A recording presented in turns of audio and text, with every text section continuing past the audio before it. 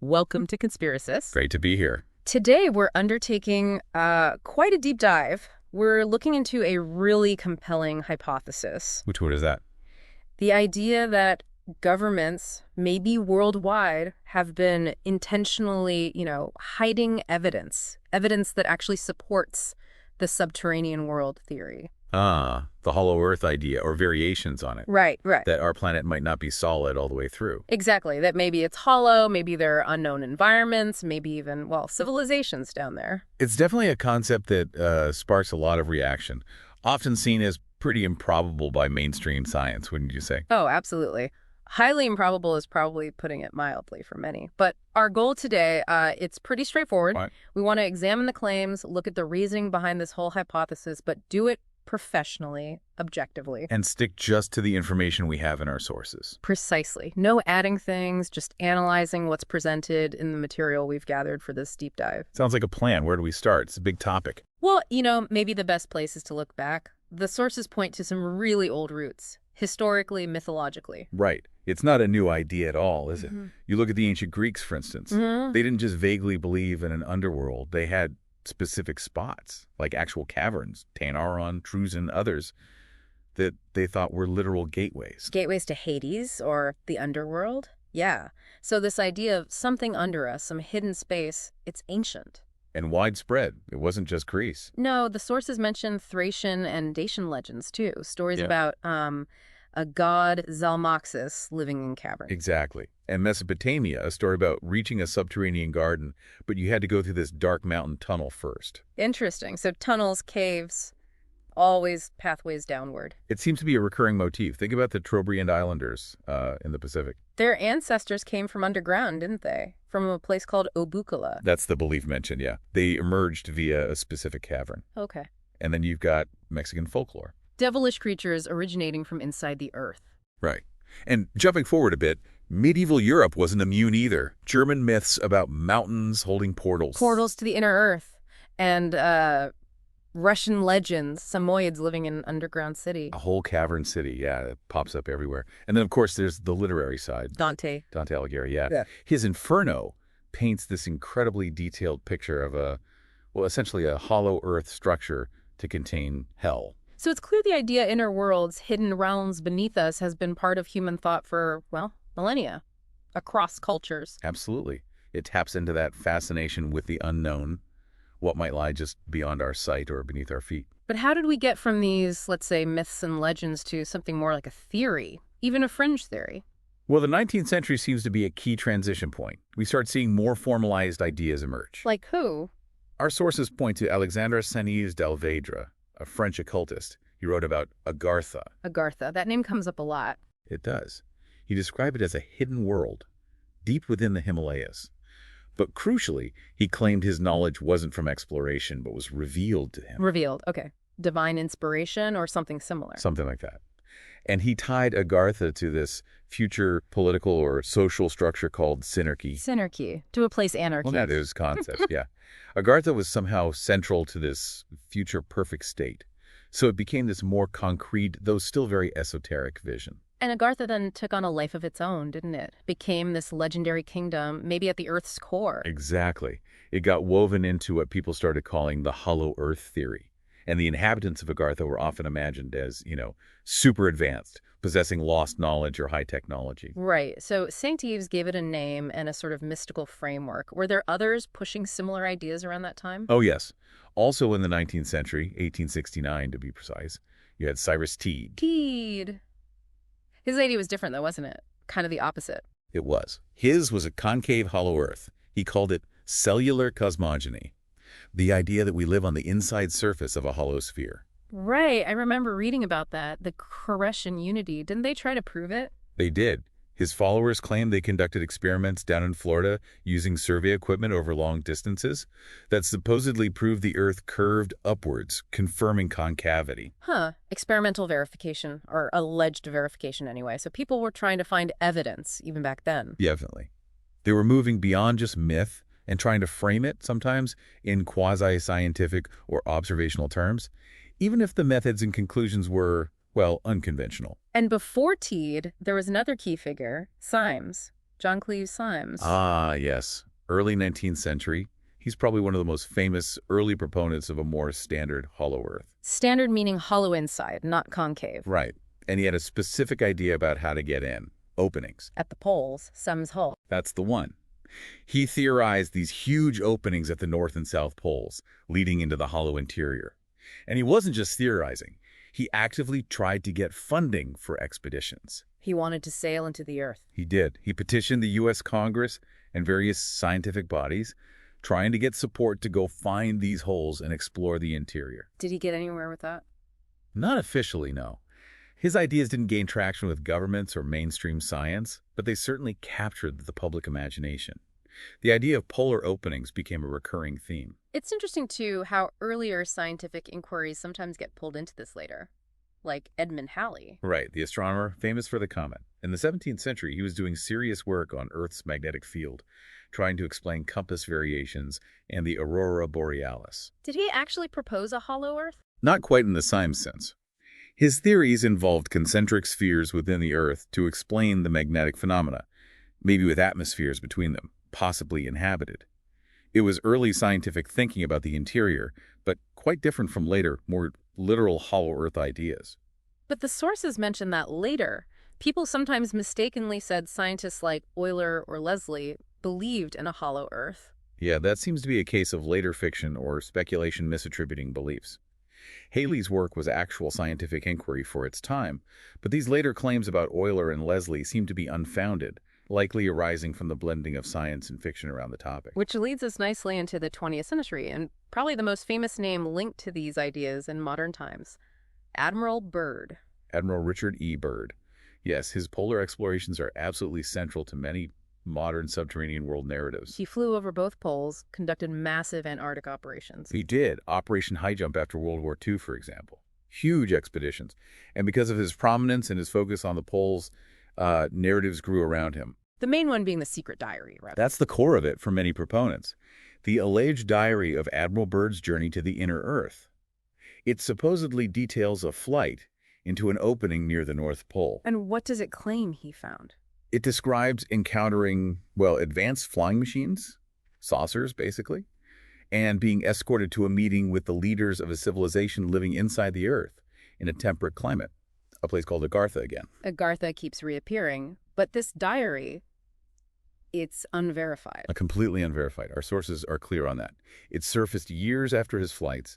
Its authenticity is highly questionable, and it doesn't match his official documented flight logs or reports. There's also that quote often used, attributed to Byrd, something about the land beyond the pole. Yes. I'd like to see that land beyond the pole. That area beyond the pole is the center of the great unknown. And people interpret that how? Proponents see it as a kind of coded message. Confirmation that he knew there was something more there, this hidden land inside the Earth, accessible via the poles. But what's the counterpoint from the sources? The counterpoint is context and lack of corroboration. Byrd was an explorer, fascinated by the vast, unexplored regions of the Arctic and Antarctic. That quote could simply reflect his explorer's desire to push into the unknown geographical territory around the poles. And crucially, despite all his time spent at both poles, all the flights, the documented expeditions, Admiral Byrd himself never, ever mentioned finding an opening. No official report, no verifiable evidence, nothing in his published works like his 1928 book, Skyward, about the North Pole flight. So Skyward describes the North Pole flight, but doesn't mention flying into it or meeting anyone. Correct. It's a detailed account of the challenges and triumphs of polar aviation at the time. No mention of Agartha or inner Earth civilizations. There's a massive disconnect between his official contemporary accounts and that later unsubstantiated diary. Okay, so the Byrd connection is contentious, to say the least, based heavily on documents of questionable origin. Very much so. Now, another thread that comes up in the sources, and it's a bit darker, is a connection to Nazi Germany. Yes, that connection is often made in conspiracy circles. The sources suggest this link might have roots partly in fiction. Fiction. Edward Bulwer-Lytton's 1871 novella, Vril, The Power of the Coming Race. He wasn't German, he was British, but it was influential in Europe. What was it about? It depicted a super race living underground, harnessing this incredible energy force called Vril. They were waiting to emerge and reclaim the surface. Okay, I see how that could get twisted or adopted. Exactly. The idea of a superior hidden race, powerful energy, It resonated with certain esoteric and later Nazi ideological currents.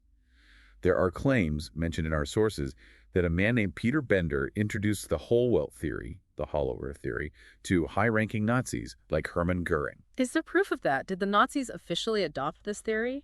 The evidence for official adoption or major influence seems thin, according to the sources. It was more likely circulating in esoteric or fringe circles that sometimes overlapped with Nazi interests. It wasn't mainstream Nazi doctrine as far as the provided information indicates. What about that weather station they found, Schatzgraber? Ah, yes. The German weather station Schatzgraber, meaning treasure hunter, found relatively recently in the Arctic, from the WWII era. And the connection? Well, its existence fuels speculation. Some link it to supposed Nazi expeditions to find openings to the inner Earth or make contact with subterranean entities, perhaps tied to those Vril ideas or Tibetan legends sometimes associated with Agartha. But is there concrete evidence for that specific purpose? Not really, based on our sources. It was a meteorological station, strategically important for submarine and aircraft operations in the Arctic. While its isolated location and codename are intriguing, attributing a primary mission related to Hollow Earth searches seems speculative, an interpretation layered on after the fact. Okay, so historical roots, early theories, bird, the Nazi link. We've covered a lot of the narrative elements, but now we need to shift gears. To the scientific perspective. Yeah. The evidence presented against a hollow Earth. Exactly. Our sources dedicate significant space to explaining the scientific understanding of Earth's interior, which paints a very different picture. Where does that start? Well, one of the most fundamental pieces of evidence is density. Just how heavy is the Earth for its size? Okay, and what do we know about that? Scientists have calculated Earth's average density very precisely. It's about 5.515 grams per cubic centimeter. And how does that compare to, say, rocks on the surface? That's the key comparison. Yeah. Typical rocks on the crust, like granite, are much less dense, around 2.75 grams per cubic centimeter. So the overall average density of the whole planet is way higher than the stuff on the outside. Exactly, almost double. That tells us immediately that the interior must be made of much, much denser materials than the surface. And if the Earth were hollow... If it had significant hollow portions, or was mostly empty inside with just a shell, the average density would be far lower. It wouldn't match the measured mass of the Earth, which we can calculate based on its gravitational pull, something scientists like Isaac Newton figured out centuries ago. So gravity itself tells us it's packed pretty solid. It strongly suggests a dense interior, yes. The numbers just don't work for a largely hollow structure. Okay, density is one major point. What else? The sources talk a lot about seismic studies. Earthquakes. Seismic waves are probably the most powerful tool we have for seeing inside the Earth. When an earthquake happens, it sends vibrations, seismic waves, traveling right through the planet. And we measure those waves when they reach the surface elsewhere. Precisely. We have seismograph stations all over the world recording these waves. Yeah. And there are different types of waves, mainly P waves, primary, and S waves, secondary. And they behave differently. Critically different. They travel at different speeds through different materials. They bend, they reflect when they hit boundaries between different layers. And most importantly for the hollow Earth question, Yes. S waves have a specific physical property. They cannot travel through liquids. They just stop. Okay. So what does that tell us? By tracking where P waves go and where S waves don't go after a large earthquake, scientists have mapped out the Earth's internal structure. They found a large region deep inside where S waves disappear. The outer core. Exactly. Yeah. This is the definitive proof that the Earth has a large liquid outer core.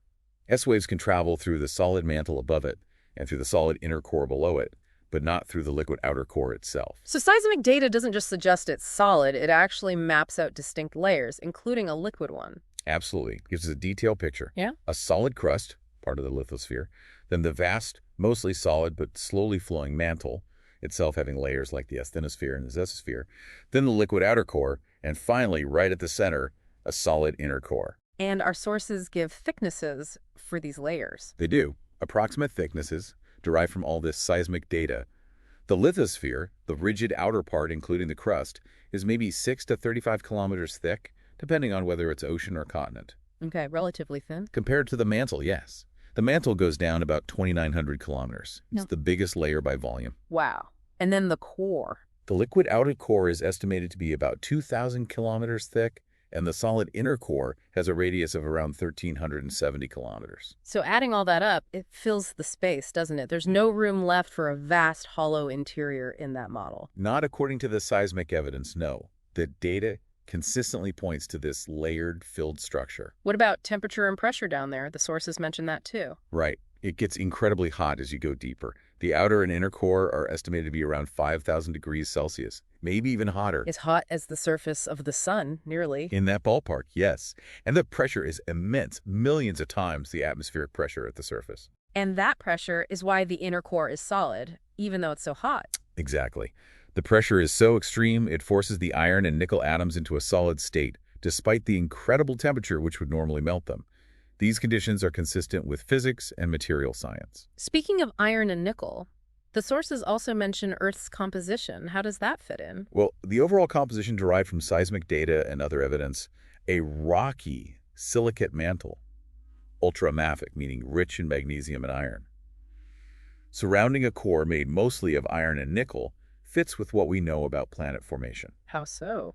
It aligns with the composition of meteorites, which are like leftover building blocks from the early solar system, and with the composition of the sun and other planets. Denser materials like iron and nickel sink to the center during formation.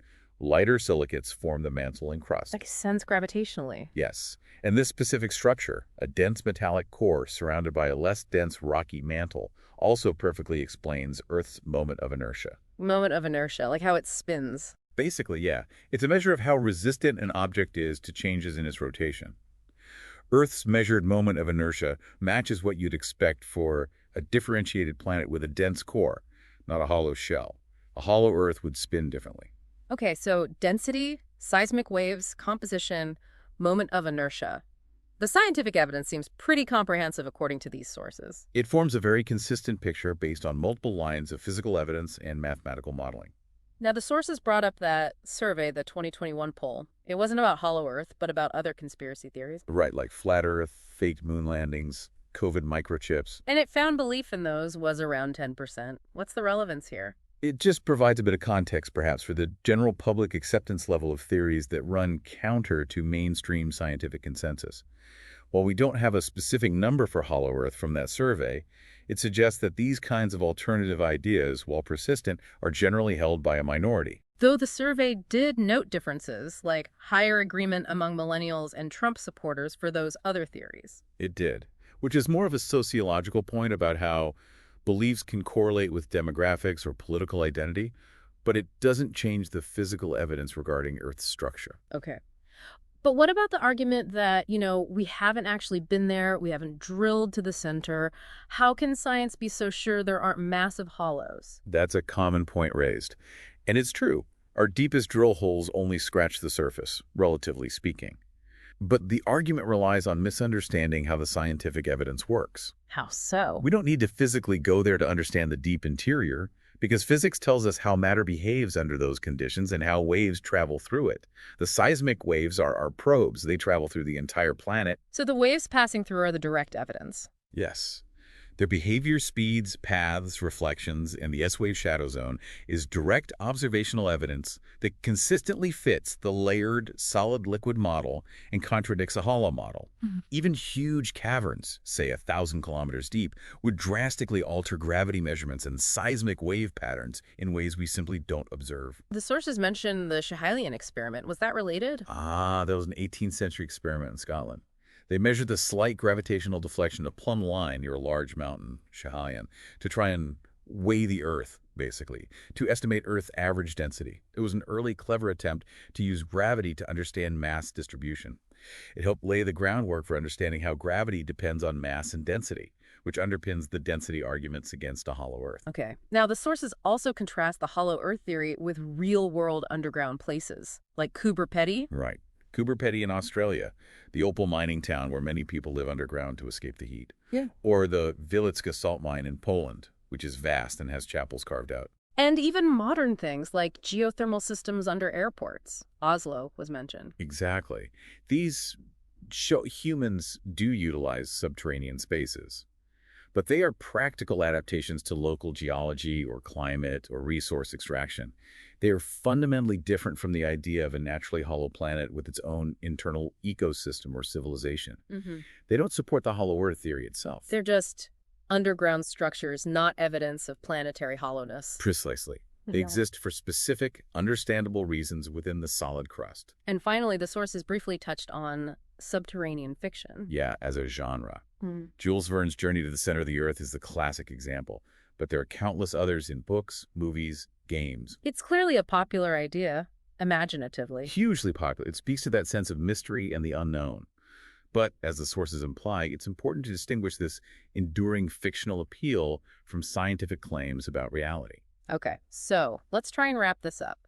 We've taken a deep dive into the hypothesis that governments might be concealing evidence of a subterranean world. We looked at the ancient myths, the rise of specific theories like Agartha and Syme's holes, the controversial bird diary, the alleged Nazi links. Right, covering the history and the narratives. But then we contrasted that with the scientific evidence presented in our sources. The Earth's density, the detailed picture from seismic waves showing distinct layers, including a liquid outer core, the planet's composition fitting formation models, the moment of inertia. All pointing consistently, according to the material we reviewed, towards a solid, or at least filled, differentiated planet. A picture that doesn't seem compatible with large-scale hollow spaces. So while the idea of hidden worlds beneath our feet has persisted for centuries in myths and stories, and specific theories have emerged and captured imaginations, The scientific evidence laid out in our sources presents a very strong case against the planet being physically hollow in the way the theory suggests. Our objective was to examine the claims and reasoning professionally, based only on these sources. and hopefully we've laid out the different facets of this hypothesis as presented in that material. I think we've covered the key points, from the historical narratives to the scientific counter-evidence. Thanks for listening to Conspiracist.